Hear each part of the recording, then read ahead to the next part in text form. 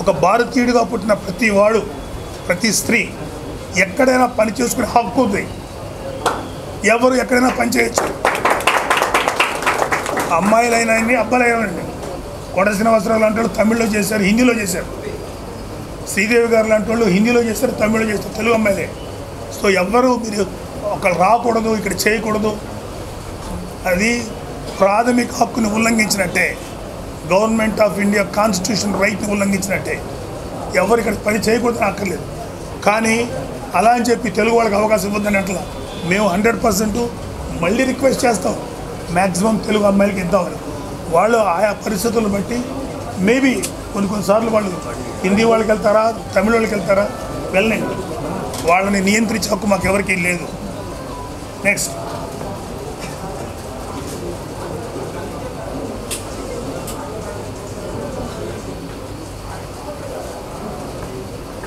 ఈ మధ్యన కొన్ని చూసాం. ప్రతి వాళ్ళు ఫిల్మ్ ఇండస్ట్రీని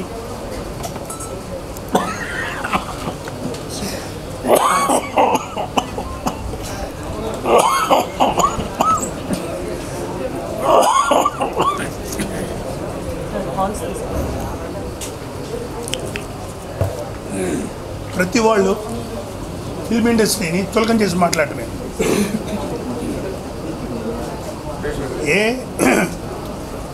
అన్ని సినిమాలు బ్యాడ్గానే తీస్తున్నావా? బ్యాడ్గానే జనాలను పంపుతున్నావా? సినిమాలు చూసి జనాలు చెడిపోతున్నారా?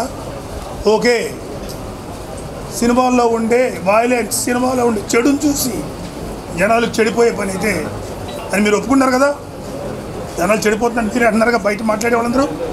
సినిమాలు చూపించే మంచిని ఎందుకు ఫాలో అవట్లేదు జనం? అది అడగలేరా మీరు? ఇండస్ట్రీ ఇంత లోకు అయిపోయింది మీ అందరికీ. We are speaking outside. నోరు మూసుకొని ఫిల్మ్ ఇండస్ట్రీ ఒక సాఫ్ట్ టార్గెట్ అయిపోయింది మీ అందరికీ. ఒకడికి వచ్చి పని చేసి చూడండి. ఎక్కడో బయట నిలబడి ఇండస్ట్రీ అనాలిసిస్ చేసే హక్కు మీకు లేదు. కొన్ని వేల మంది పని చేస్తున్నారు ఇక్కడ. మీకు మీ సంఘాలకి ఎంత గొప్ప స్ట్రెంగ్త్ ఉందో, ఎంత గొప్ప అధికారం మాకు అంత ఉన్నాయి ఇక్కడ. ఎవరు సైలెంట్గా లేవు.